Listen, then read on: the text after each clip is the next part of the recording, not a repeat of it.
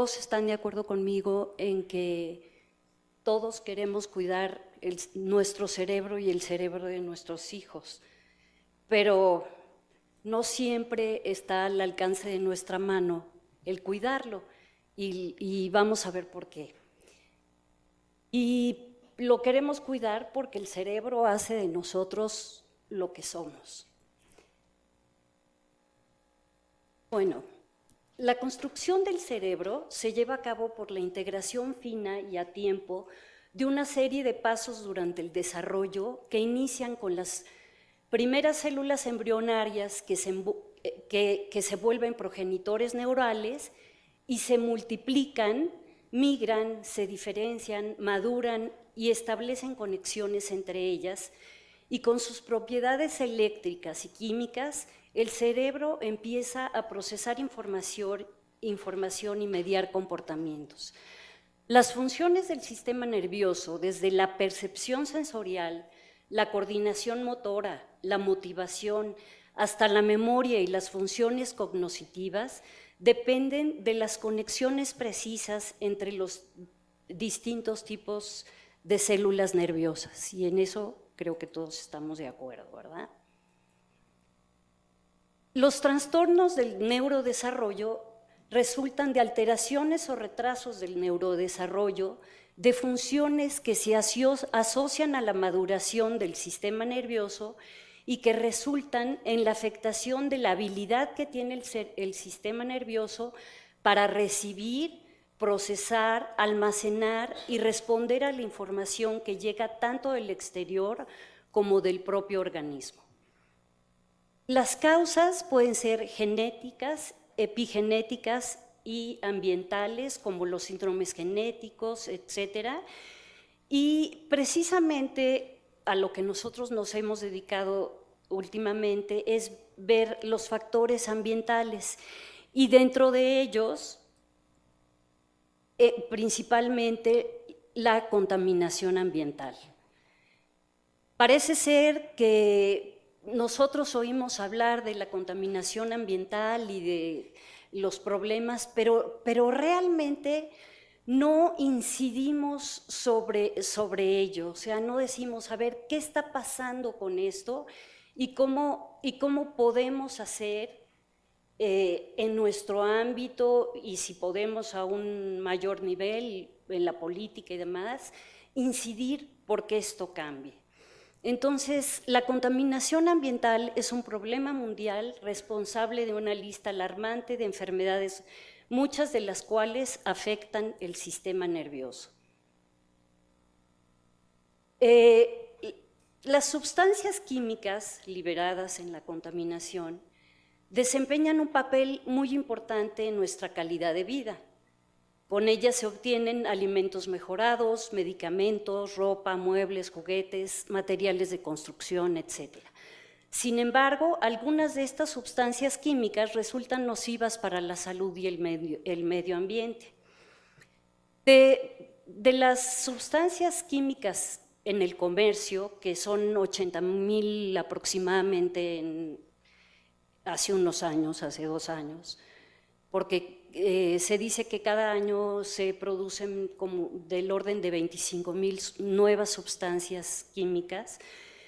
Solamente 200 se han declarado como neurotóxicas, y 5 entre esas 200 tienen efectos tóxicos, neurotóxicos comprobados a nivel del desarrollo neurológico en humanos. Esto no quiere decir que sean 5 o 200 las sustancias que son neurotóxicas, sino que simplemente se lanzan al mercado sin los estudios necesarios para saber si son neurotóxicas, y después se da uno cuenta que son neurotóxicas y que tienen efectos sobre la salud. Dentro de ellas están el metilmercurio, arsénico, plomo, los PCBs y el tolueno.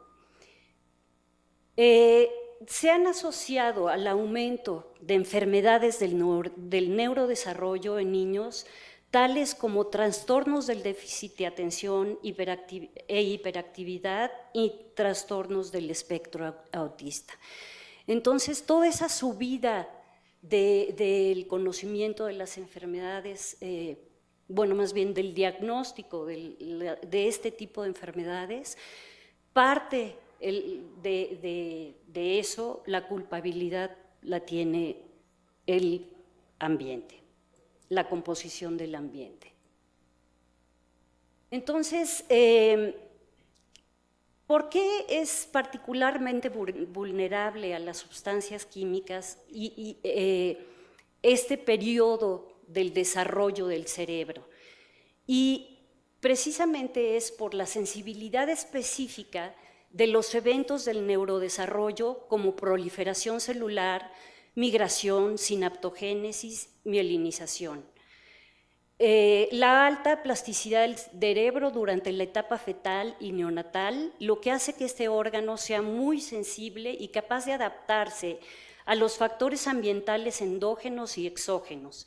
Esta adaptación es por medio de estrategias compensatorias que pueden ser adaptativas o disruptivas. Propiedades diferentes de las barreras fisiológicas como la hematoencefálica. Y digo propiedades diferentes porque no quieren decir que sea una inmadurez, sino que en esa época tiene propiedades diferentes, que presenta un incremento en el transporte de aminoácidos y otros metabolitos que reflejan la alta demanda de nutrientes del cerebro en desarrollo. La capacidad intrínseca de las células para reaccionar al estrés celular y oxidativo inducido por los tóxicos o para activar la inmunidad innata que difiere entre el cerebro maduro e inmaduro. Entonces, las sustancias que nosotros hemos estudiado son los PCBs y los PBDs, que son los bifenilos policlorados y los éteres difenilos polibromados. Los PCBs fueron retirados del mercado por su alta toxicidad y los que los sustituyeron fueron los polibromados. Estos se pensó, tienen una estructura general parecida, dos anillos difenilos, y las uniones con el cloro o con el bromo son los que lo diferencian. Entonces se pensó que como tenían una estructura parecida, iban a tener también una toxicidad alta y en el poco tiempo lo hemos comprobado. Entonces son compuestos organohalogenados que no se biodegradan y son bioacumulables, entonces están en el ambiente y se acumulan tanto en los alimentos como en los freáticos, como en el agua, etcétera, y esto hace que en el humano y en los animales aumenten esos niveles en el organismo.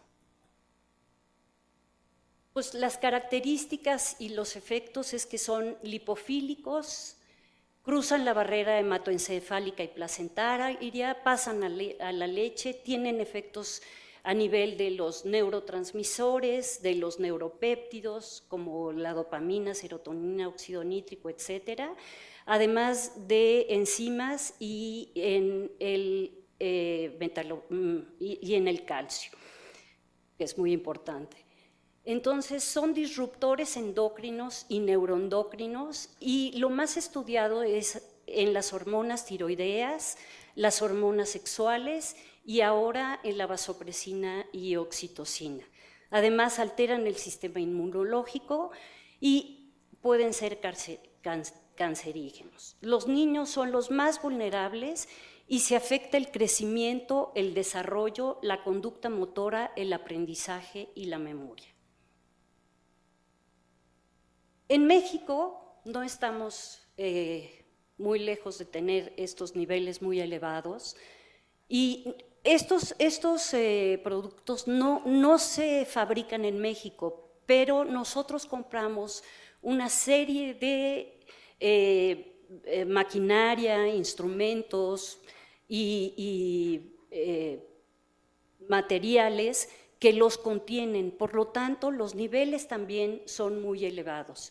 No existe un programa de monitoreo de los niveles de estos compuestos en el medio ambiente. Sin embargo, en los pocos estudios que se han hecho en la población, se han encontrado niveles elevados en sangre y leche materna. En los niños, por ejemplo, de diferentes ciudades de México, presentan valores desde no detectables hasta 995 nanogramos por gramos de lípido en las zonas industriales y hasta 2000 nanogramos por gramo de lípido en las zonas agrícolas. Y un estudio que se hizo recientemente en la Ciudad de México presentaron rangos no detectables a 350 nanogramos por gramo de lípido, con una media de 15.3 nanogramos por gramo de lípido, que es muy elevado. Estos resultados demuestran la acumulación de los contaminantes en la población general de México. Entonces, a nosotros lo que nos interesó ver el efecto como disruptores endocrinos, y no se había estudiado su efecto sobre el sistema vasopresinérgico. Ustedes saben que rápidamente la vasopresina es muy importante en la homeostasis hidroelectrolítica, participa en las funciones cardiovasculares, el metabolismo del glucógeno, la termorregulación, el aprendizaje, la memoria, la respuesta al estrés asociada con el eje hipotálamo pituitaria adrenal, y participa en conductas sociales, sexuales y reproductivas. Y en el eje tiroideo, que es el más estudiado, las hormonas tiroideas son las principales responsables de la regulación del metabolismo y, por supuesto, del desarrollo del cerebro. Entonces, rápidamente, los experimentos que nosotros hicimos fueron básicamente darles por vía oral, en frituras de maíz, en palomitas,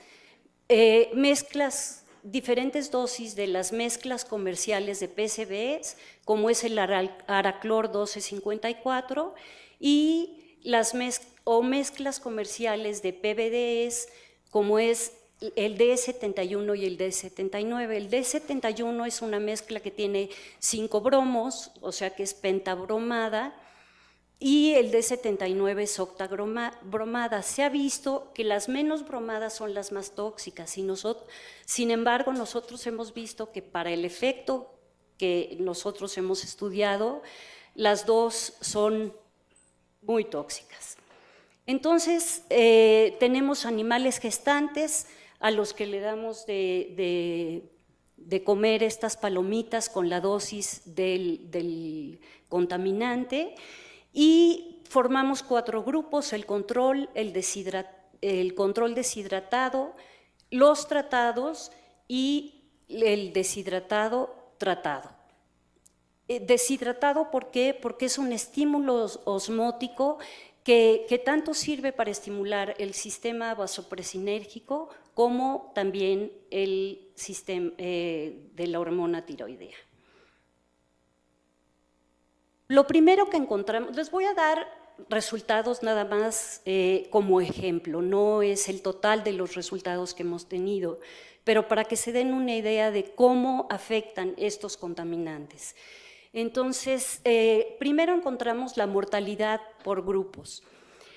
Si ustedes se fijan en esta gráfica, estamos marcando el porcentaje y los días en que el periodo, en que se toma esta mortalidad sobre las crías de esas ratas gestantes tratadas, y el número de crías lo tenemos en el pie de la columna, y eso es el 100% de las crías.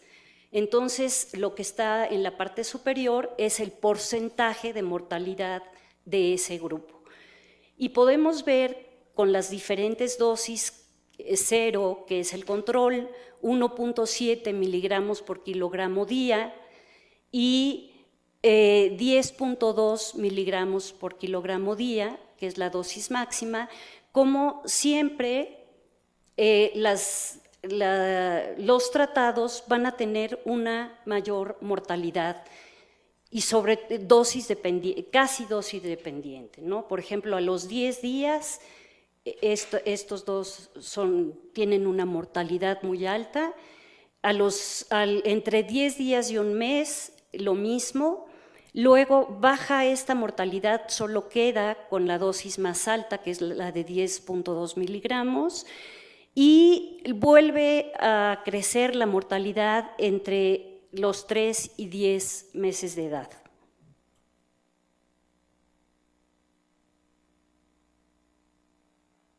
Lo siguiente que les voy a mostrar es ya en el núcleo paraventricular hipotalámico, donde se produce, es el principal núcleo donde se produce la vasopresina.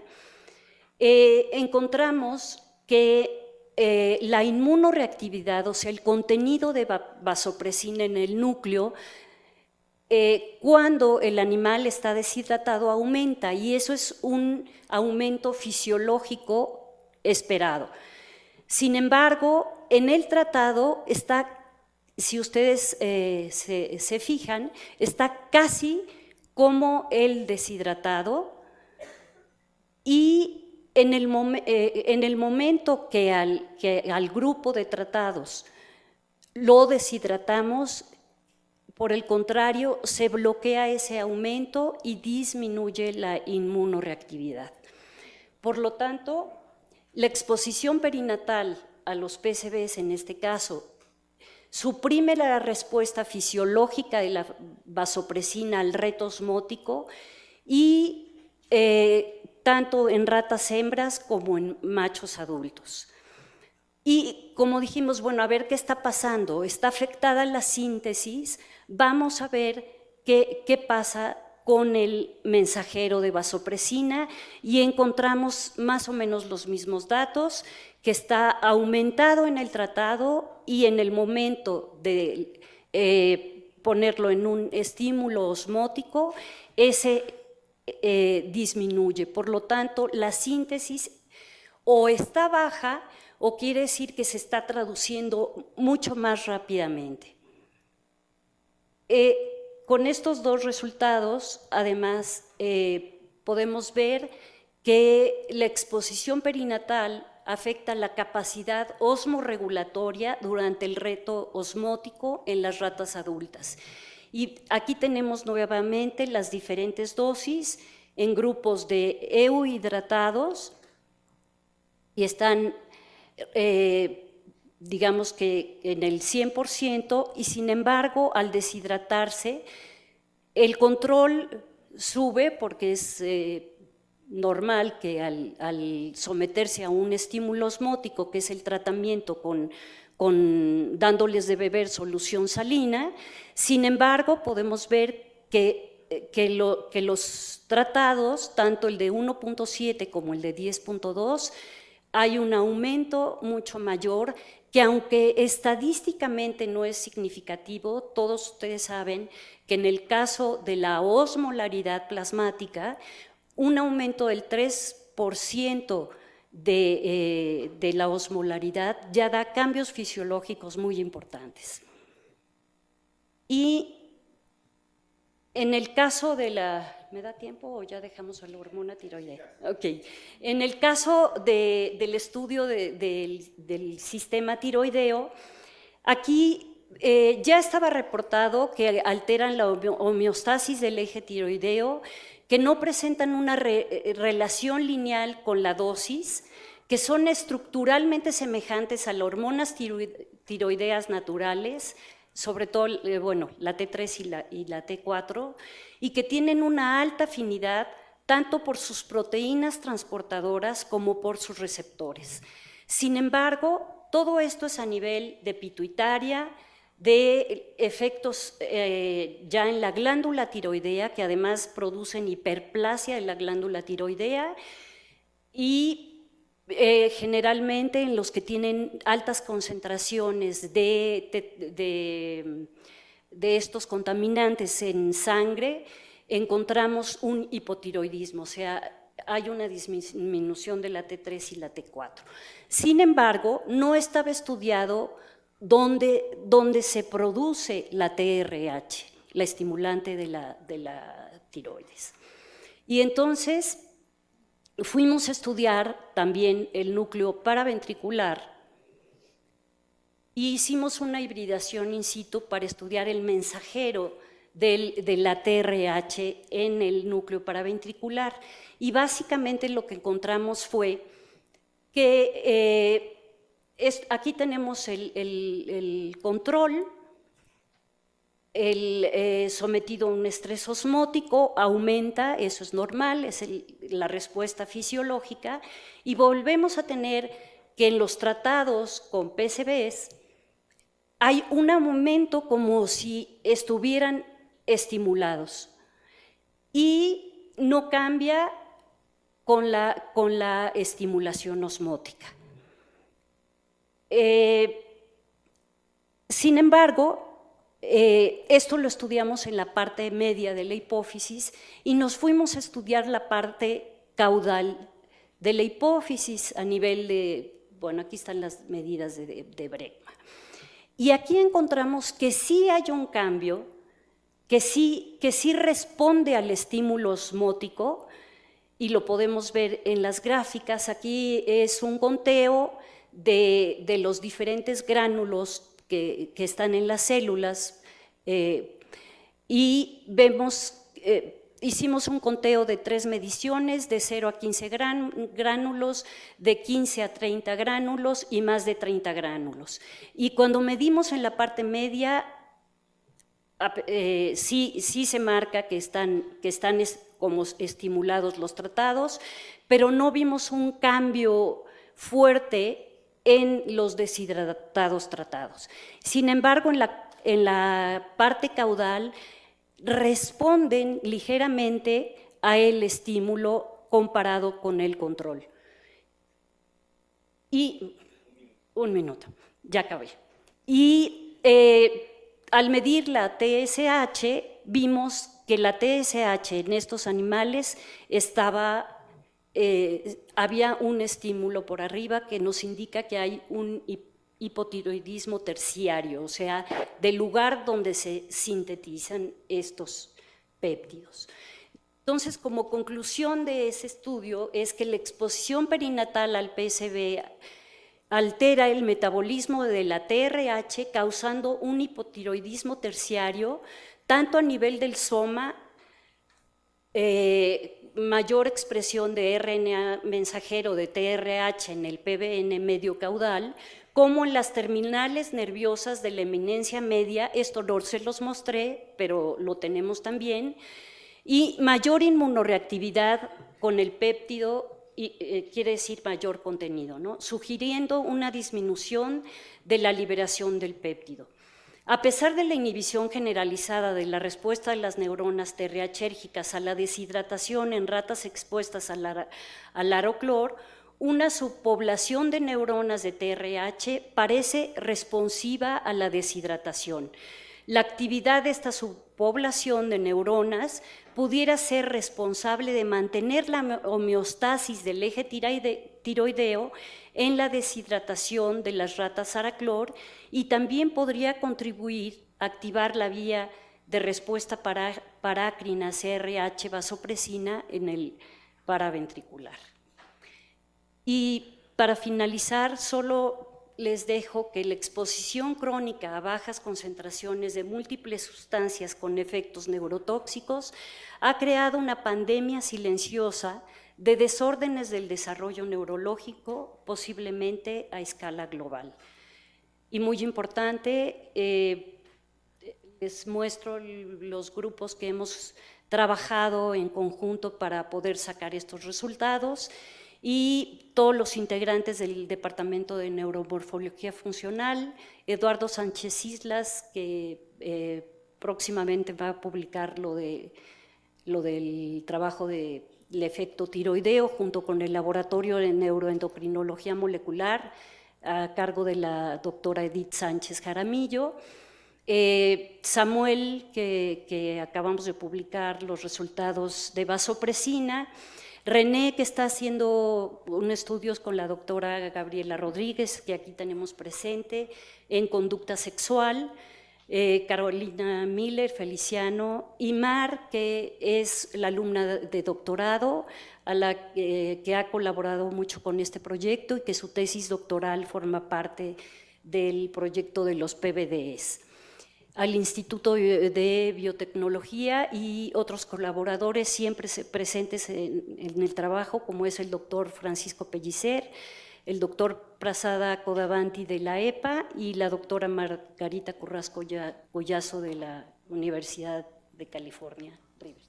Muchas gracias.